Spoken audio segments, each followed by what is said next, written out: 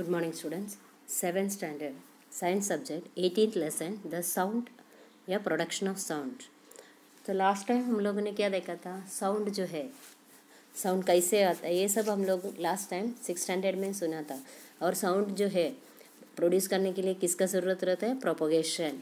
Propagation of sound के लिए vibration का ज़रूरत रहता है। क्या सभी साउंड अपने को सुनाई देने का है तो उसके लिए किसका ज़रूरत रहता है, वाइब्रेशन का, है ना। जब वाइब्रेट होता है कौन सा भी चीज़ तब अपने को साउंड आता है। ये हम लोग लास्ट ईयर भी पढ़ा हुआ है ना।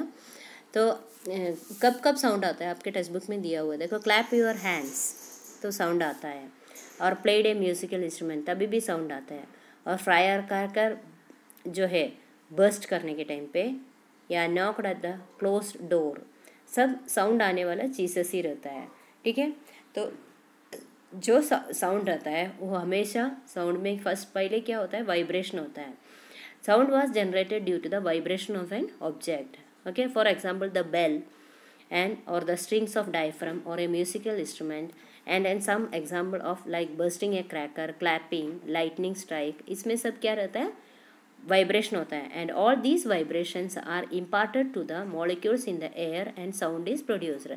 जो भी वाइब्रेशन से और एयर का मॉलिक्यूल्स में एक साथ ये होता है और वाइब्रेशन शुरू हो जाता है और साउंड जो है वो प्रोड्यूस होता है। ठीक है, इतना आया समझ में साउंड का। और sound is generated by the rhythmic vibration of an object. कौन सा भी ऑब्जेक्ट का रिथमिक वाइब्रेशन जब रहता है तब वो साउंड जो है वो प्रोड्यूस होता है। और we can see hear the sound as long as the object vibrate. जब वाइब्रेशन चालू रहता है तभी अपने को साउंड सुनाई देते हैं। जब वाइब्रेशन बंद हो गया तो क्या होएगा, अपना साउंड जो सुनने का ये भी बंद हो जाता है। और सिर्फ वाइब्रेशन दिखता है अपने को, लेकिन इतना माइन्यूट रहता है, बहुत कॉन्सेंट्रेशन देखा तो ही अपने को दिखता है, और कभी कभी जो वाइब्रेशन है वो दिखता भी नहीं है। Next is oscillator, oscillation and oscillatory motion. ठीक है, ऑक्सीलेटर बोला तो क्या रहता है, ये swing that moves back and forth like is an oscillator. एक साइड से, अभी पेंडुलम देखा रहेगा, क्लॉक का पेंडुलम जो है एक साइड से शुरू होता है, दूसरे साइड पे जाते हैं, वापस वही जगह पे आ जाता है। तो ये जो कौन सा भी चीज़ जो है मूव होता है बैक और फोर्थ, आगे पीछे जो मूव होता है उसको बोलते हैं ऑक्सीलेटर।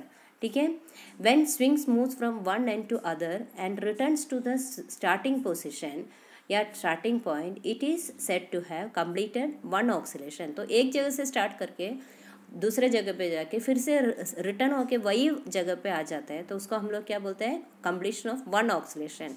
एक ऑक्सीलेशन कंप्लीट हुआ या एक राउंड कंप्लीट हुआ तो हम लोग बोलते हैं एक ऑक्सीलेशन कंप्लीट हुआ है। ठीक है, और the back and forth motion of the oscillator and either side of the central position is called the oscillatory motion. और ये जो मोशन है उसका हम लोग क्या बोलते हैं, ऑक्सीलेटरी मोशन बोलते हैं।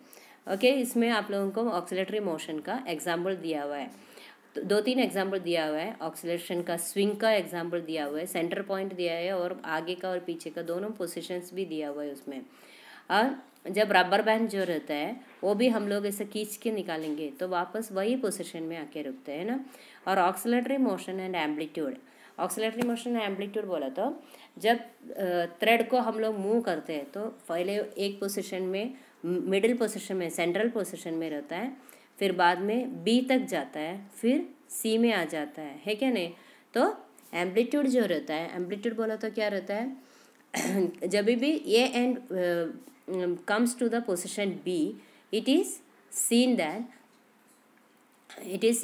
to be curved। ठीक है, A से B तक गया तो उसका जो ये है कर्व्स दिखेगा। And the maximum distance between the original position A and position B on stretching the rubber is called the amplitude of vibration. तो जो डिस्टेंस है, एक्चुअल डिस्टेंस जो रहता है ओरिजिनल पोजीशन से और जो आप स्ट्रेच होने के बाद का जो पोजीशन है उसका बीच में का डिस्टेंस जो है उसको हम लोग क्या बोलते हैं, एम्पलीट्यूड ऑफ वाइब्रेशन। वाइब्रेशन का एम्पलीट्यूड बोलते हैं।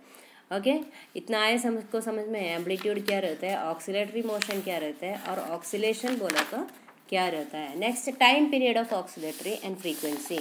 तो फ्रीक्वेंसी बोला तो क्या रहता है, टाइम पीरियड जो है, ऑक्सीलेशन का टाइम पीरियड जो रहता है उससे हम लोग ओरिजिनल जो मोशन है उसको डिवाइड करते हैं। Time required by an oscillator to complete one oscillation is called the time period of oscillator।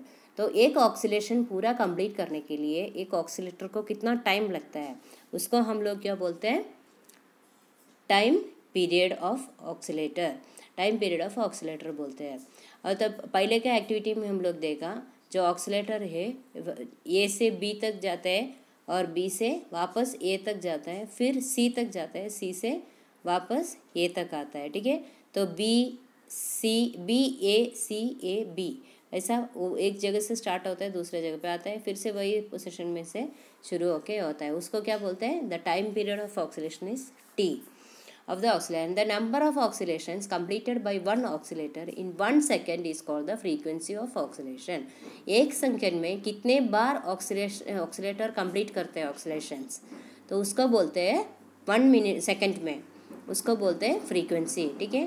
तो the total motion B to A to C, C to A to B in the previous activity is 1 oscillation, ठीक है।